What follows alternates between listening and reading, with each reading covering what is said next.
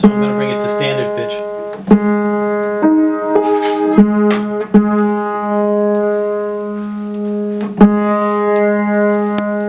What this is doing for me is not telling me exactly where the note is in tune. It's telling me where to put the note so that by the time I finish 15 or 20 notes, that note will be in tune. Oh, that's cool. It's actually calculating an overpull.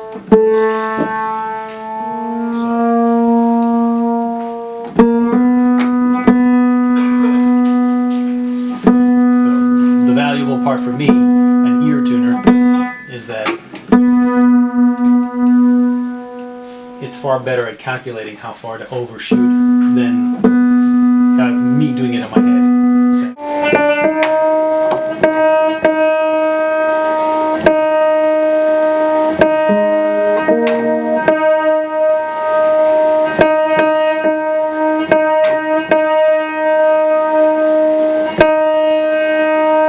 All this is helping me to do is get the piano really close. And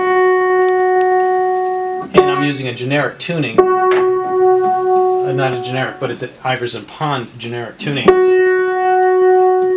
So, which may not be exactly the right one for this piano.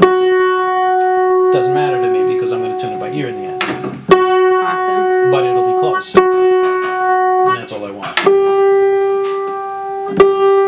Couldn't hear a thing. I had my head buried in the piano as I was working, and it was like I had to wait for them to stop moving and talking and tune for 2 seconds, and then wait and stop. Oh gosh. And that was before you had this program? Right.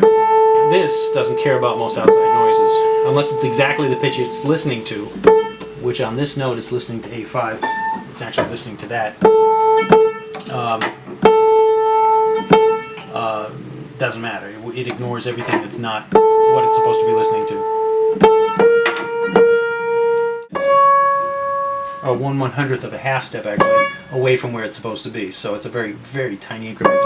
That's why I'm okay with it drifting back and forth a little bit in this first tuning. You know, that's maybe a 1/500th of a half step. Of that actually leaves the piano a little bit lower than it was last year. Right. And next year it does the thing, it expands and contracts and then ends up at a slightly lower level. And then expands and contracts and then ends up at an even lower level. So the more years you put between tunings, the flatter the piano usually gets. Oh, really? Under certain circumstances. So there's no way for it to go sharp? Yes, it can go sharp if it was tuned in a very dry environment. Okay. And then was checked again in a humid environment, because the piano will always be sharper in the humid environment than it will be if it had been tuned in a dry environment. So it really is relative to when it was last tuned, but the overall average, if you were to chart a piano's pitch, let's say we tuned a piano in January and put a spot on a graph, then we checked it in July, you'd find that the pitch was actually high.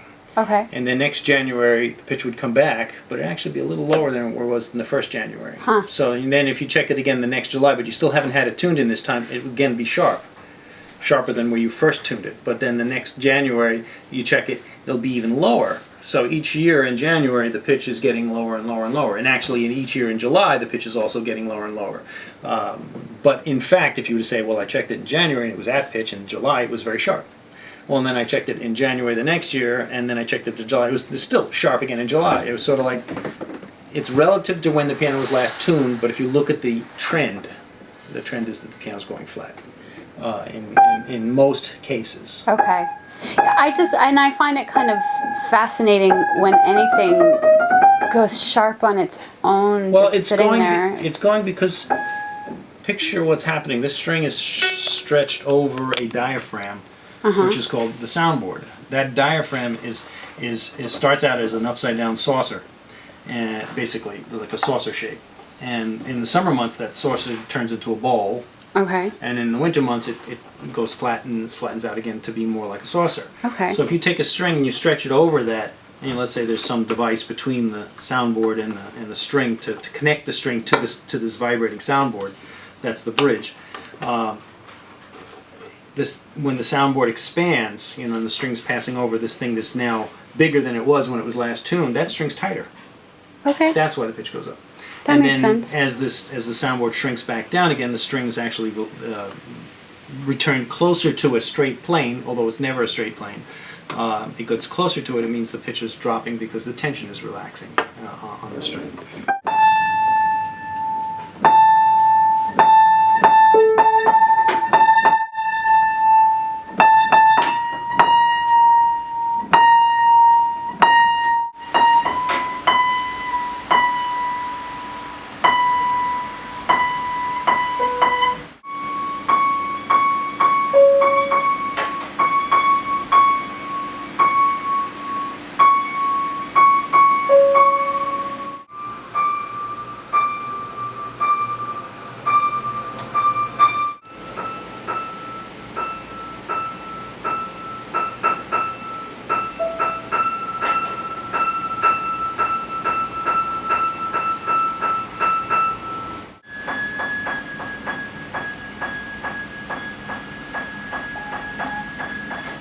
The piano's been gone over basically every single string, and so it's a rough approximation of a really good tuning because it's a sample of an Iverson Pond piano, and it's putting that tuning on this piano. Now we'll see if this piano likes that tuning, and basically after I've done every string, I'm going to just listen to make sure that I agree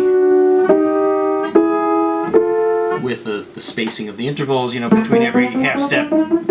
There's supposed to be a specific amount of space. What is that red? And it's just muting, this is just muting out strings I don't want to hear yet. Okay. It's the same thing as this, only this I move around as I go. This allows me to go back and forth and check in different notes. So I just want to see if did I like what it left. And I'm listening to the intervals.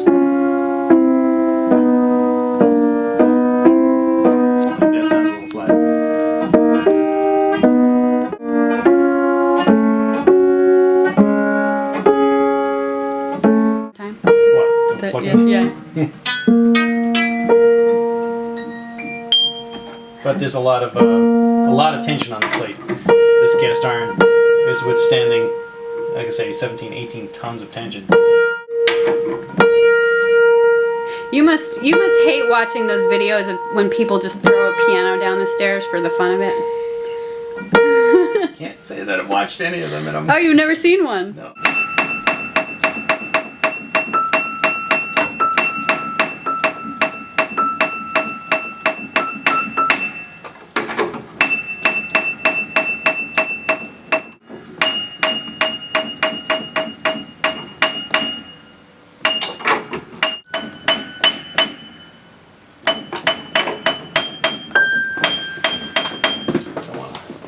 This is too hard. Cello. Electric cello? Yes. Cool. This little mark on the hammer, that little hash mark usually means that somebody's done something to it before. We don't know exactly what. What I'm going to try to do is just space it over and tighten it, and we'll watch it also, since somebody has already marked it. So now it's more. What we want is clearance with that note next to it. It may have a tendency to drift back. I'm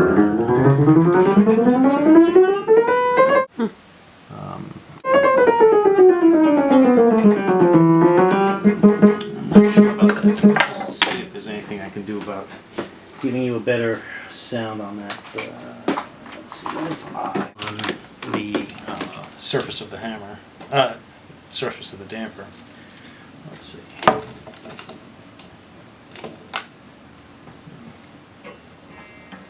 So I'm just going to try to scuff it up a little bit.